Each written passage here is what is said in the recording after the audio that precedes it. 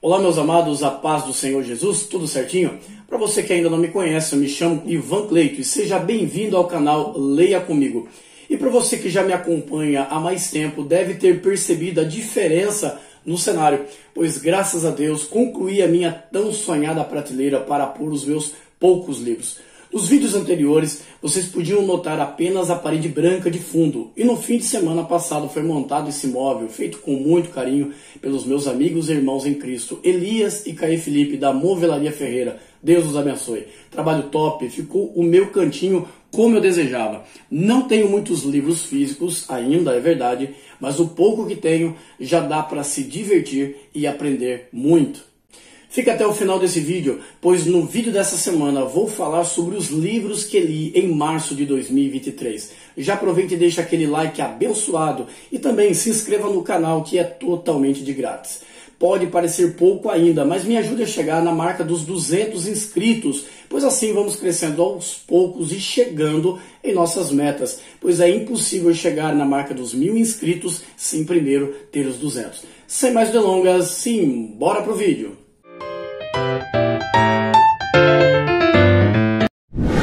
E o primeiro livro desta lista traz por título Questões Doutrinárias pelas quais vale a pena lutar, publicado pela editora Vida Nova e escrita pelo pastor batista Gavin Ortlund. Este foi um livro que eu recebi por indicação de um irmão, e a abordagem feita por este livro me fez refletir muito sobre as prioridades teológicas. O subtítulo do livro traz a seguinte frase: em defesa da triagem teológica. E o autor usa de uma linguagem hospitalar para esclarecer como nossas forças muitas vezes estão sendo desprendidas de maneira desproporcional em detrimento do verdadeiro problema. Vejamos um exemplo. Um paciente chega no hospital com uma leve dor de cabeça, enquanto que o outro chega com uma picada de uma cobra venenosa. Uma boa triagem vai considerar quem está sofrendo maiores riscos e quem deve ser atendido de maneira imediata. Ou quem sabe um paciente chegue com uma febre e muita náusea, ao passo que o outro chega no mesmo instante com o princípio de infarto. É necessário uma decisão imediata, pois enquanto um corre o risco de vida, o outro pode ser tratado com mais calma e num processo mais prolongado. Claro que é só um exemplo, pois a triagem teológica também se faz necessária, pois muitos debates sobre tatuagem ser ou não pecado demanda tempo e desgaste entre os irmãos, ao passo que outros assuntos mais sérios da vida cristã são omitidos, como a plena divindade de Cristo, a Trindade, a inerrância das Escrituras, entre outros assuntos. O autor lista alguns assuntos doutrinários como sendo primários, outros secundários, terciários ou até quaternários. Não querendo com isso dizer que os assuntos terciários não sejam importantes, mas que não afetam diretamente na nossa salvação e nem tampouco deveria afetar na nossa comunhão. Deixa eu te dar um exemplo. A doutrina que Jesus irá voltar é uma doutrina primária e claramente difundida nas Escrituras. Contudo, não é possível datar o momento desta volta com precisão. Por isso existem linhas teológicas que creem na volta de Jesus antes da tribulação, os chamados pré-tribulacionistas, durante a tribulação, os mesotribulacionistas, ou depois da tribulação, os pós. Observe que isso não muda ou altera quando acontecerá esse evento, mas causa divisão entre muitos irmãos. Uns creem no batismo com o Espírito Santo com o sinal inicial do falar em línguas estranhas como uma doutrina bíblica, ao passo que outros creem que isso cessou nos tempos dos apóstolos. Mas tanto um quanto o outro não precisam brigar ou ficar de cara feia com o outro por crerem em posições diferentes doutrinárias, já que isso não afeta de forma direta a salvação do indivíduo. Espero que você esteja entendendo a mensagem passada aqui. É possível eu e você torcermos para o mesmo time, votarmos no mesmo político e servirmos ao mesmo Deus, e mesmo assim ainda discordarmos um do outro em vários pontos concernentes a esses assuntos. É impossível concordarmos 100% em todos os assuntos. É claro que uma discussão sobre pau ser pedra beira a insanidade, pois claramente é algo palpável que não precisa da minha ou da sua opinião, mas podemos discordar sobre a utilidade daquele pau. Você acredita e tem a opinião que aquele pau deva ser utilizado como lenha, enquanto que eu creio e defendo que ele tenha outras finalidades. Apenas um adendo, eu não creio na frase que diz que religião e política não deva ser discutido.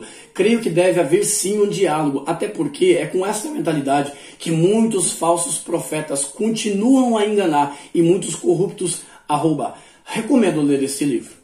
E o segundo livro desta lista é 10 coisas que eu gostaria que Jesus nunca tivesse dito, escrito pelo estreante Victor Kulliger e publicado pela CPAD. Mas esse não tratarei sobre ele neste vídeo, pois já fiz um vídeo falando somente sobre ele aqui mesmo nesse canal. Vou deixar aí nos cards para que você possa assisti-lo após terminar esse vídeo.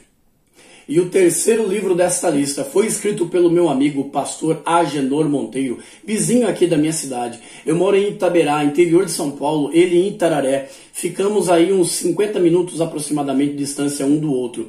Este é o seu segundo livro, o primeiro escrito por ele, se chama Chegando ao Outro Lado. Mas o que li em março de 2023 é este aqui, Um Encontro com Cristo. E engana-se que somente os autores renomados e já consagrados no mercado da literatura que têm aptidão de escrever e atingir o mais profundo da alma de um leitor. Pois este livro me fez desejar mais de Cristo. Me senti como se eu estivesse em uma praça pública assistindo a uma cruzada evangelística, pois a cada personagem bíblico, com suas histórias peculiares e encontros marcantes com Cristo, me fizeram desejar me levantar e caminhar em direção ao meu Mestre. Capítulos como Um Encontro com Cristo sob uma árvore, falando sobre Zaqueu, Um Encontro com Cristo à beira de um poço, a mulher samaritana, Um Encontro com Cristo em uma estrada, o apóstolo Paulo, Um Encontro com Cristo em um jantar, a mulher pecadora, e Um Encontro com Cristo próximo a um cemitério, o gadareno, penetraram a minha alma como uma flecha, me fazendo reviver os meus primeiros passos na fé, e o dia que Cristo teve um encontro comigo. O livro pode ser um presente evangelístico para você entregar para aqueles que se afastaram de Deus por um momento, ou para aqueles que ainda não decidiram entregar a sua vida nas mãos de Jesus. O livro ainda conta com 3 capítulos bônus, escritos em francês, espanhol e inglês. Vou deixar aqui na descrição o canal do pastor Agenor, para que você possa ir lá conferir o seu trabalho e também se inscrever no seu canal. Está aqui mais um livro que eu lhe recomendo.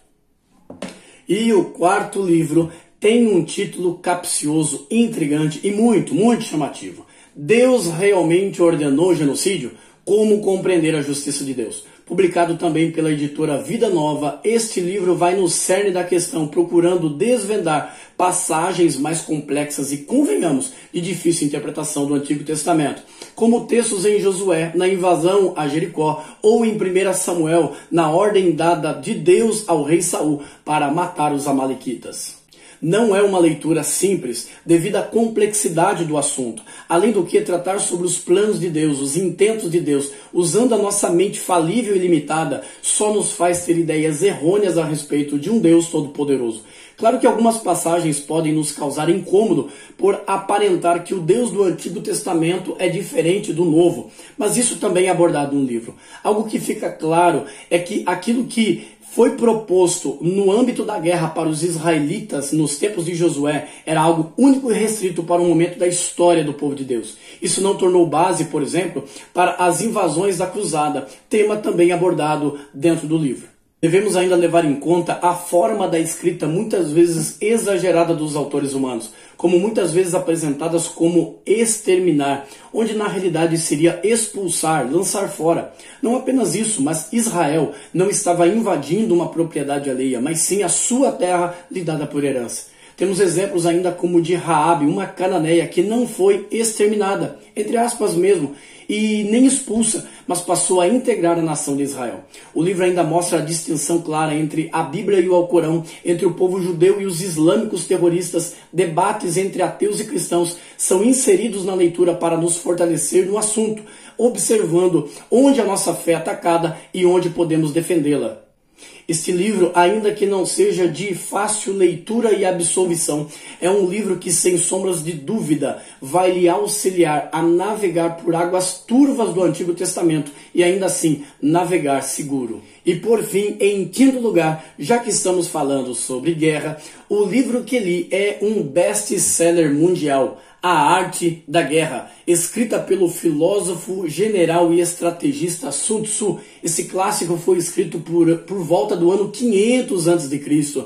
e continua a pregar sua mensagem em muitas áreas. Claro que muitos que o leem atualmente não o interpretam de forma literal, nem o aplicam desta maneira, querendo uma guerra corpo a corpo.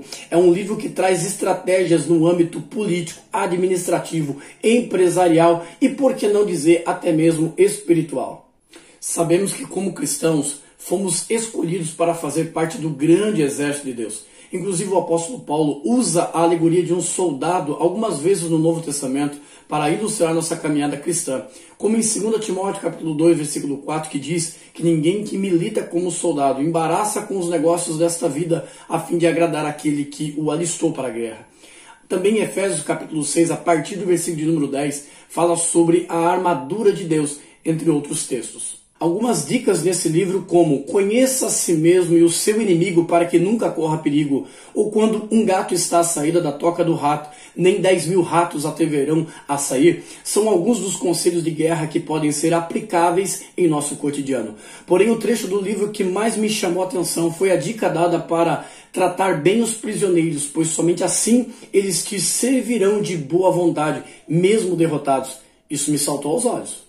Pois é exatamente o que o nosso maior arqui-inimigo faz, mantendo como prisioneiros, escravos, aqueles que por ele são diariamente derrotados, e se tornam seus servos, sem entender que existe um reinado livre com um rei bondoso e galardoador.